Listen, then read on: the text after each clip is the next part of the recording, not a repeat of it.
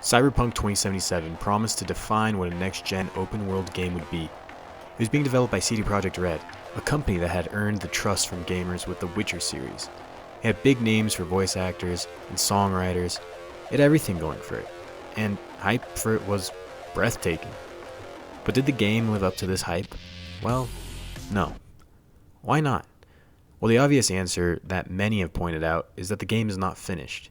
You can find hundreds of videos on YouTube of Cyberpunk's glitches, loading problems, brain-dead AI, and missing physics features. But even if we looked past all that, even if the game didn't have any of the bugs, it would still not have been the next-generation open-world defining game like it promised. And in this video, I'll explain why. To start this review, let's go over what this game gets right. The setting of Cyberpunk 2077 is a really cool one to dive into. A portrayal of the future where corporations have taken over, crime and violence is everywhere, and technology and body modifications are how a lot of people fill the void of life. It's an interesting view of the future, different factions, technologies, and lifestyles. There's a variety of locations to see, the more flashy city areas, poor residential areas, the desert lands, and one of the places I thought would be most interesting, Pacifica, a place where funding got cut so everything is kind of half-built.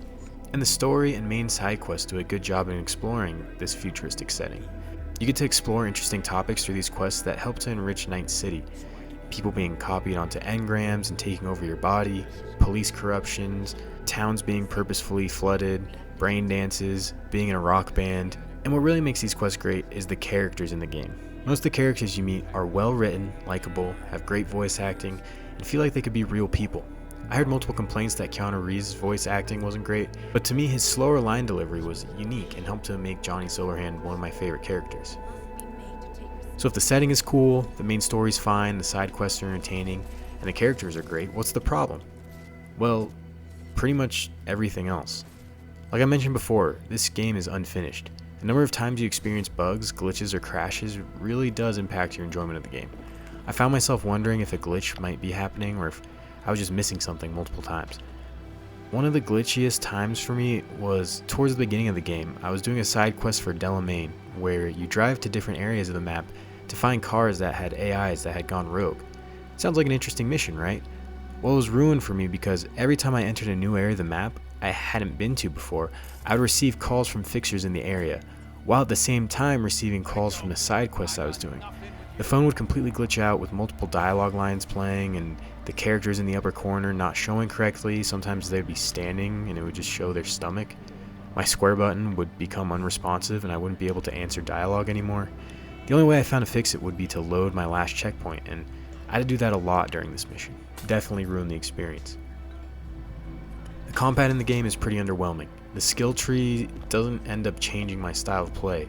The only real use for quick hacks other than turning off cameras and turrets was the short circuit for mechs. With the futuristic setting and body modifications, they could have gotten creative with enemy types. Things like skin that's strong against bullets but not blades or something, or enemies that are only weak to quick hacks or whatever it could have been. But instead, there's pretty much no variety. You just use the gun that says the most damage in your inventory and that's it.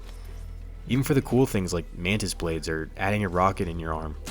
When I finally installed these modifications, they were useless because I had weapons or grenades that would do way more damage. And once you find a strong gun and a silencer attachment, the stealth gameplay becomes way overpowered. You can breeze through a huge group of enemies just one-shotting everyone while the other AI is too dumb to figure out where the silent shot is coming from. The gigs and other side missions are all pretty much the same. Go to the question mark on the map, get a call from a fixer, go into the building, either sneaking or guns blazing, and kill a target, steal some data, or rescue someone. They get monotonous very fast. I completed all of them, and I highly recommend that you don't do this. There are also things like NCPD crimes that pop up on the side of the roads. These are also the same thing, just kill everyone there and then find some conversation to pick up. But to me, the biggest problem with Cyberpunk 2077 is the world itself. This game does not take advantage of being open world at all. And it begs the question, why is Cyberpunk 2077 open world? I know I said the setting was really cool, but the open world itself is just a shallow presentation to look at.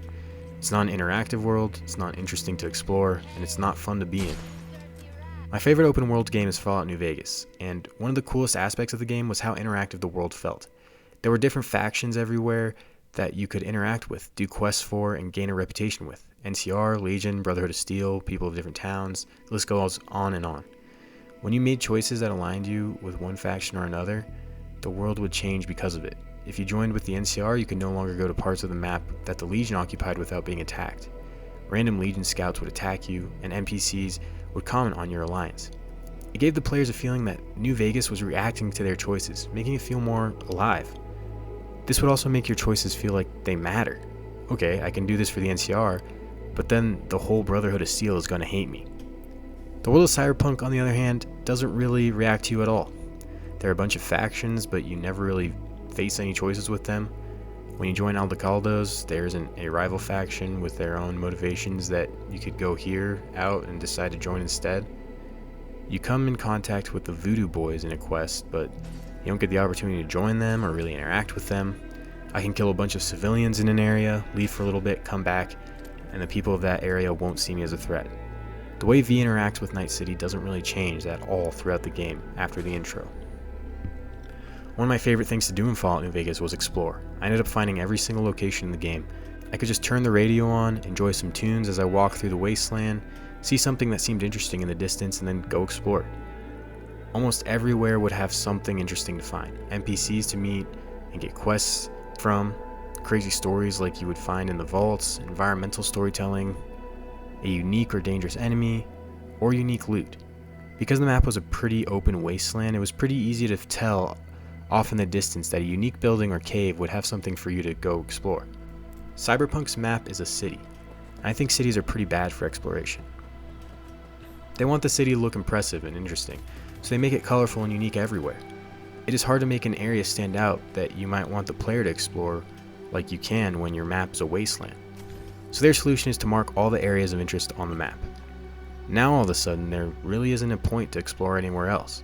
It's not like it's particularly fun driving around Night City, especially when driving kind of fast breaks the game. If this were a Fallout game, you know that there would be something to find at that big container looking thing at the top of the hill. I decided to give Cyberpunk the benefit of the doubt and go check it out. After climbing around janky trash piles for too long, all that was up there to find was invisible barriers and glitchiness. I thought Pacifico was the most interesting looking part of the map. When I tried to explore it, most of it's just blocked off by invisible walls. Just stick to the spots marked on the map. But there are great open world games that take place in a city that aren't really centered around exploration. Take for example GTA 5. GTA 5's open world serves as a sandbox for players to play with all the different vehicles, mechanics, satisfying physics engine, and wanted system. It was a lot of fun to jump your car into the Air Force Base, steal a jet, and see if you could escape from the authorities. There's a whole bunch of crazy stuff you can do in that game, not so much with Cyberpunk. If you see a ramp like this in GTA, you would know to launch your car off of it and have a good time, right? So what if you try to do the same in Cyberpunk? An unsatisfying death barrier, not fun. There isn't a big variety of vehicles or mechanics to play with in Cyberpunk. Driving feels alright but not great, and if you do want to try to have an epic police chase, you can't. If you step into a store while you're wanted, your wanted status immediately goes away. If you drive like 100 yards away from where you committed a crime, your wanted status disappears. It's unsatisfying, it's weird that they just spawn right behind you, it's annoying that high-level police just one-shot you, and it's not a mechanic you can have fun with. Even though the city looks nice, the open world in Cyberpunk 2077 doesn't really serve a purpose. It ends up just becoming space that you'll have to waste time traversing in order to get to your next mission. Cyberpunk is definitely a game worth playing, but it's hard to imagine that an open world game that doesn't really use its open world is going to be remembered as the next gen open world experience.